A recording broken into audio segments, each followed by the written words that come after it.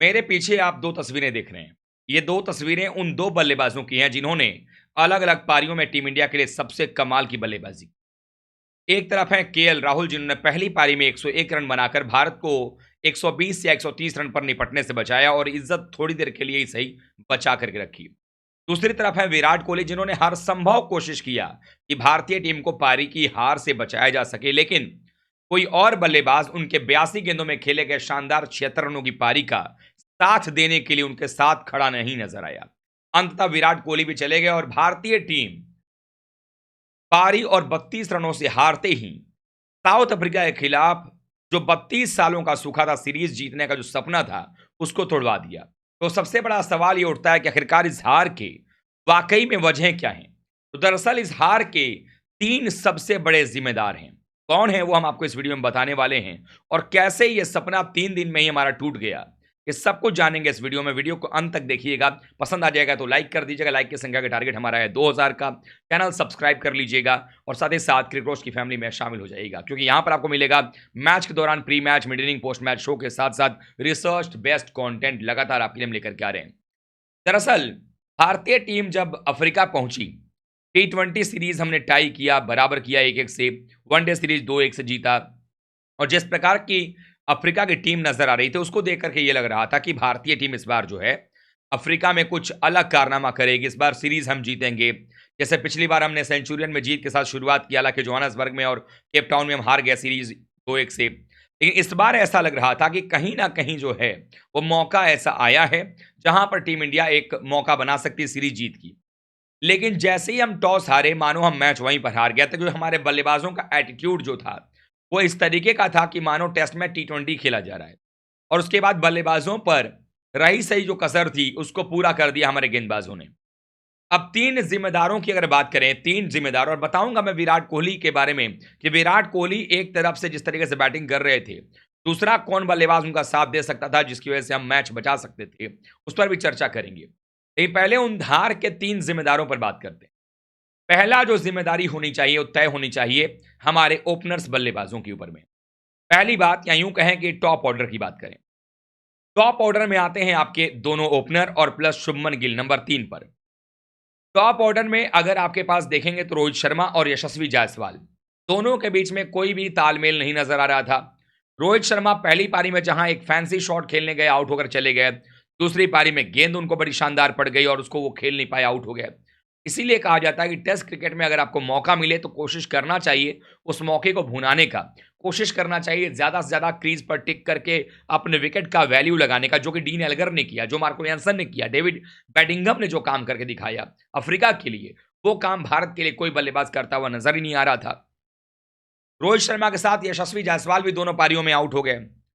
अब इसके बाद अगर देखा जाए तो नंबर 3 पर शुभमन गिल, पहली पारी में 2 रन पर आउट होने वाले शुभमन गिल दूसरी पारी में भी 26 रन तक बड़े शानदार नजर आ रहे थे, लेकिन अचानक से शुभमन गिल साहब भी बोल्ड होकर चले गए क्रॉस द लाइन खेलने के चक्कर में। अब शुभमन गिल जो कि युवा खिलाड़ी कहा जा रहा है, जिनके बारे में तारीफों के पुल बांधे जाते हैं कि नेक्स्ट विराट कोहली होंगे, प्रिंस हैं ये, लेकिन मुझे तो लगता है कि विराट कोहली ने जिस तरीके से पूरी दुनिया में जाकर के रन बनाया है, ये भाई साहब सिर्फ अहमदाबाद की पिच पर रन बना सकते हैं। और इसके चक्कर में हुआ ये है कि पूरे वर्ल्ड के तो छोड़ दीजिए, ये भारत में ही पिछले कुछ समय से रन बनाने में नाकामयाब रहे हैं। तो ऐसे में अब सवाल ये उठता है कि किस तरीके से शुभमन गिल से पार पाया जाए। पहले शुभमन गिल ओपनर थे, जब ओपनिंग का मौका मिला तब इन्होंने एक बार भी नहीं कहा कि ये नंबर 3 पर डोमेस्टिक खेलते आए हैं, नंबर 3 खेलना चाहिए। जब ओपनिंग में खराब परफॉर्मेंस हो गया, जब कोई और प्लेयर आ गया जगह लेने के लिए, तो कहा गया कि नहीं नहीं भैया, मैं तो नंबर 3 ही बैटिंग करूंगा। लेकिन नंबर 3 पर भी शुभमन गिल से कुछ होता हुआ नजर नहीं आया है। अब आ जाते हैं, आपको दूसरा जो कारण है वो रहा है मिडिल ऑर्डर में। मिडिल ऑर्डर में सिर्फ विराट कोहली और केएल राहुल चले, वो भी आपको पैचेस में। आप ये भी समझिए कि विराट कोहली जो हैं वो पहली पारी में नहीं चले, सेकेंड इनिंग में रन बनाया उन्होंने। पहली पारी में केएल राहुल चले तो दूसरी पारी में फेल हो गए। अब ये दोनों बल्लेबाजों को एक साथ जहां पर एक पार्टनरशिप बिल्ड करना चाहिए था, जैसे कि डीन एल्गर ने क्या किया, बेडिंगम के साथ में और मार्को यानसन के साथ मिलकर दो बड़ी पार्टनरशिप बिल्ड की। वो चीज अगर हमारे साथ यहां पर होता है, केएल राहुल विराट कोहली मिलकर के आपस में 150 की पार्टनरशिप करते, जो उन्होंने पाकिस्तान के खिलाफ एशिया कप के मैच में किया था, सुपर 4 वाले मैच में, वो काम अगर यहां कर देते तो अच्छा होता, बट नहीं हुआ। बट दोनों ने अपना पार्ट प्ले किया। बट पहली पारी में भी केएल राहुल का साथ देने वाला कोई नहीं नजर आया। अय्यर दोनों पारी में फेल हो गए, शुभमन गिल टॉप ऑर्डर में वो फेल हो गए। नीचे भी शार्दुल ठाकुर के बारे में जितना बात कहा जाए वो बिल्कुल बेकार रहा, वो भी नहीं कुछ कर पाए। तो दोनों बल्लेबाजों को दोनों पारियों में कोई बल्लेबाज साथ देने वाला नजर नहीं आया। तो ये दूसरी बात की दूसरा जो पॉइंट रहा वो हो गया।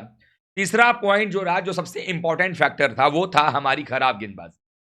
अब एक शमी का ना होना कितना बड़ा इंपैक्ट डाल गया बुमराह की गेंदबाजी पर, सिराज की गेंदबाजी पर, वो साफ तौर पर दिखा।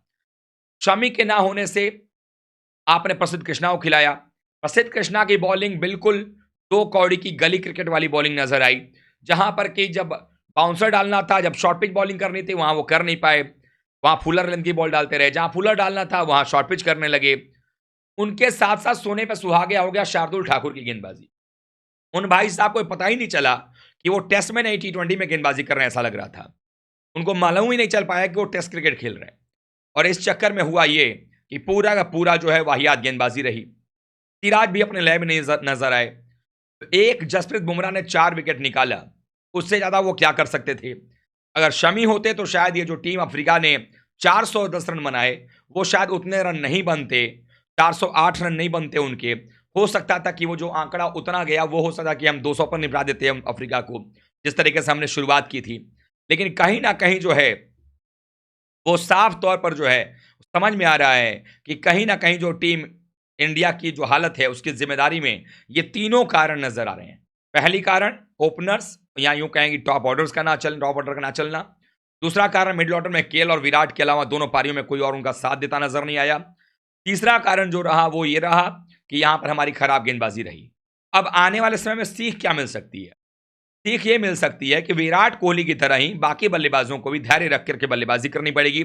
केएल राहुल की तरह भी धैर्य दिखाना पड़ेगा और इन दोनों बल्लेबाजों के इर्द गिर्द बल्लेबाजी करना आना चाहिए। बल्लेबाजों को सीखना पड़ेगा कि अगर केएल खेल रहे हैं या विराट खेल रहे हैं, कैसे साथ दिया जाए एक दूसरे का, पहली बात।